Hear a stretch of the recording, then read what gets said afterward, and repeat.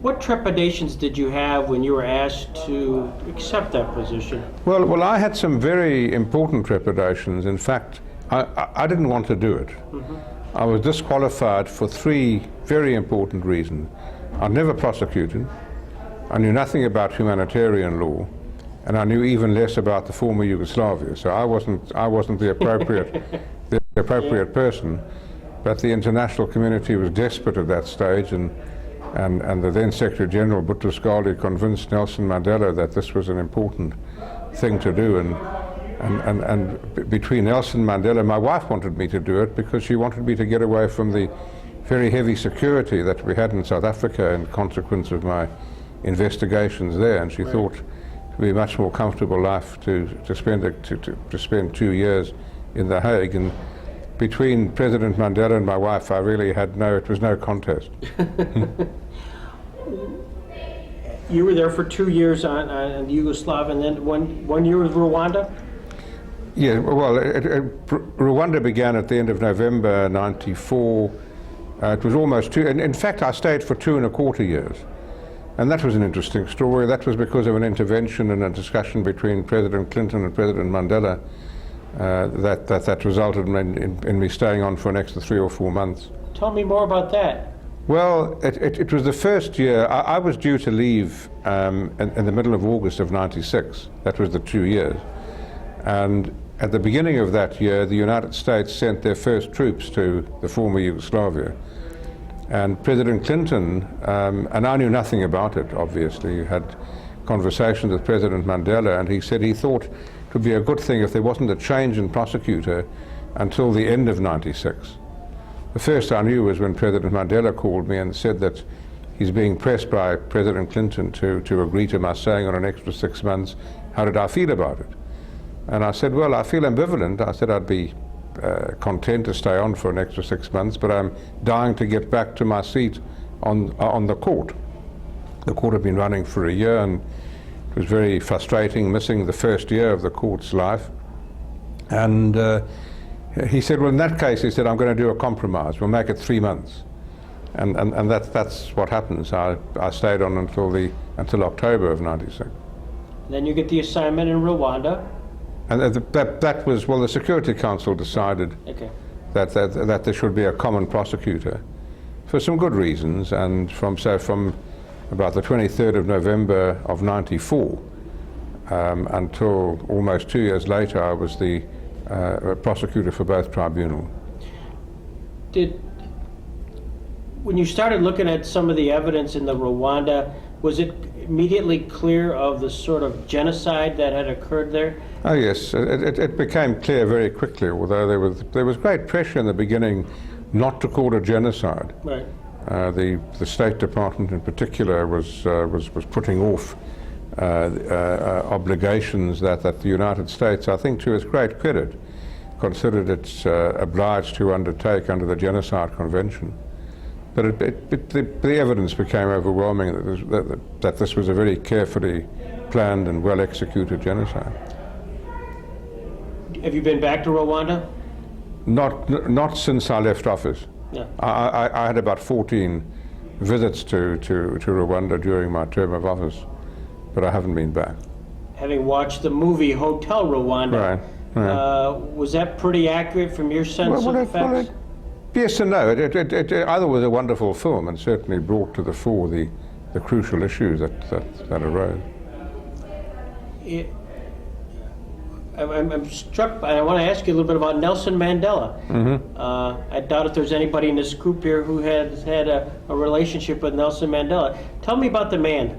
Well, he's the most wonderful person I've ever had the privilege to know. He just is larger than life. He's much more of a personality than he appears to be on television. Much taller, incidentally. Is that right? Must be about 6'3" or 6'4", which he doesn't come over as being. But a man with tremendous refinement and friendship, and he makes you feel good. I mean, when you leave his company, and I was very privileged during the transition between '91 and '94 to spend many hours alone with him and getting to know him. And I always left on a high, that there was such a person in the world, and that he was a fellow countryman. When he was released, what was the reaction in the community? I mean, I got a lot of press here, certainly in the United States. Right. In South Africa, was that the same kind of? Well, it was. It depends. It's difficult to generalize. There were many in the white community who were fearful, Right. who didn't agree that there should be a one person, one vote democracy. There was fear of black takeover, but certainly in the black community, which is 80% of our people, and amongst many whites, I'm happy to say, and I certainly was one of them, there was tremendous joy on that day. Were you part of the transition team? Well, I was a judge during the latter part of the apartheid era, Right.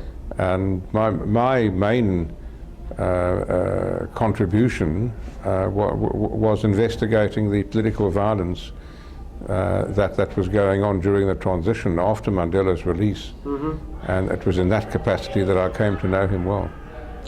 And immediately after that, I went to The Hague.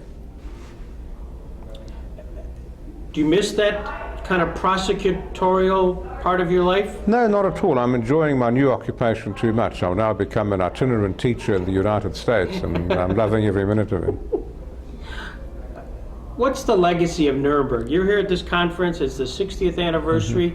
I'm sure you had time to sort of reflect on what occurred 60 years ago. Well, you know, there's an aspect that's important to me, and your reference to Michael Barenboim brought it back to me. I think the great legacy of Nuremberg and the similar legacy of the Yugoslavia Tribunal, the Rwanda Tribunal, Truth and Reconciliation Commissions, all forms of justice where evidence is officially collected, meticulously researched, it stops the denials. One can't imagine how much easier Holocaust denial would have been but for Nuremberg. Right. It was that evidence that makes it, you really have to be on a lunatic fringe to deny the Holocaust. And in South Africa, without our Truth and Reconciliation Commission, the denials were rife. White South Africans didn't believe the horrors that were committed in the name of apartheid. And it was the evidence of 21,000 plus witnesses, victims, who stopped the denials. And my grandchildren and their children and their grandchildren are going to be taught that the history, and a fairly accurate history of what happened. Without forms of justice, that wouldn't happen. And I think Nuremberg was the first important step on that road. Again, for the camera, the Truth and Reconciliation Commission, how was that set up? And what was your role in that again? Well, my role was an indirect one, but a very important one, and that was the evidence we collected of government complicity, of government crimes during the transition to try and derail the transition, supplied sufficient evidence to force the former apartheid leaders, de Klerk, to agree that it was important to have the truth. Right. So it was, and I precluded myself from being involved in the Truth and Reconciliation Commission because I had too much of a stake.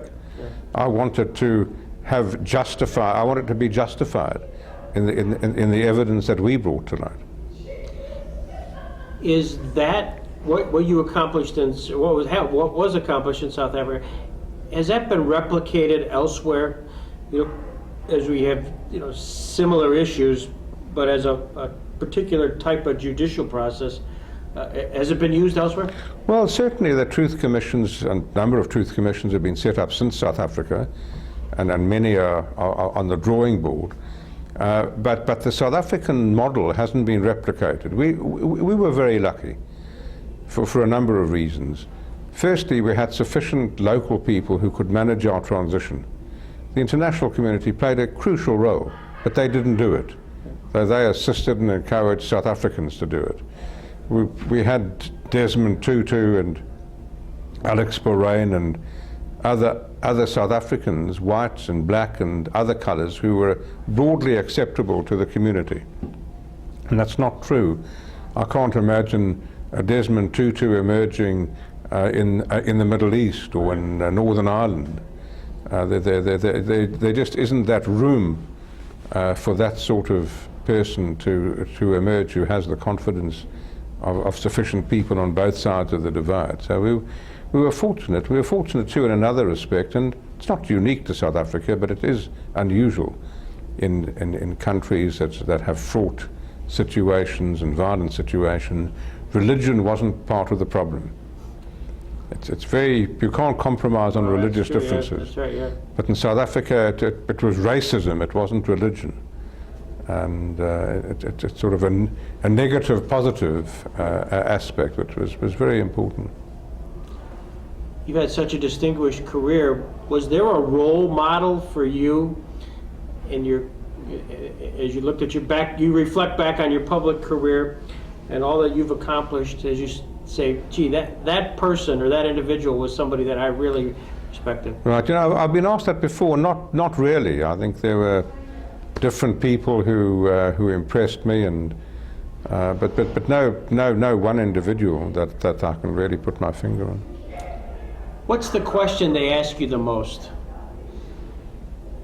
I think the question they ask the most is about South Africa and what made the transition possible. And that's a complex answer, a complex question, and would take far too long to respond to. What's your subject for tomorrow going to be?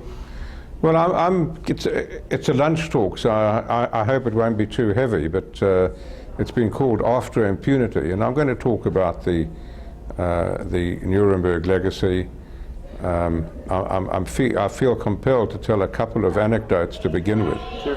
But I'm going to talk about the importance of the Nuremberg legacy and the difficult road ahead, and the unfortunate role that the United States at the moment is playing because of its hostility not only to the International Criminal Court but about international law generally. Sure. And the absence of the United States in being the leader of the free and democratic world, and that's a huge setback.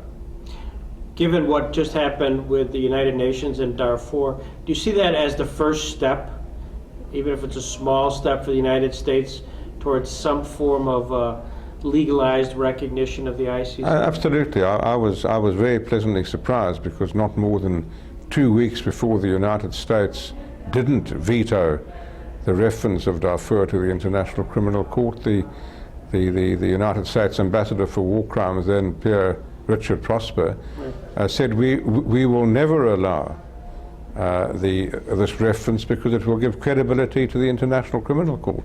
And of course he was correct. It did give credibility, but he was wrong that the United States would exercise the veto. Yeah. What's your legacy? When you reflect back and they ask you, what's your goal? I think that's an unfair question. I think other people must answer that, not me. We will. Thank you very much. It's a pleasure. It's been great.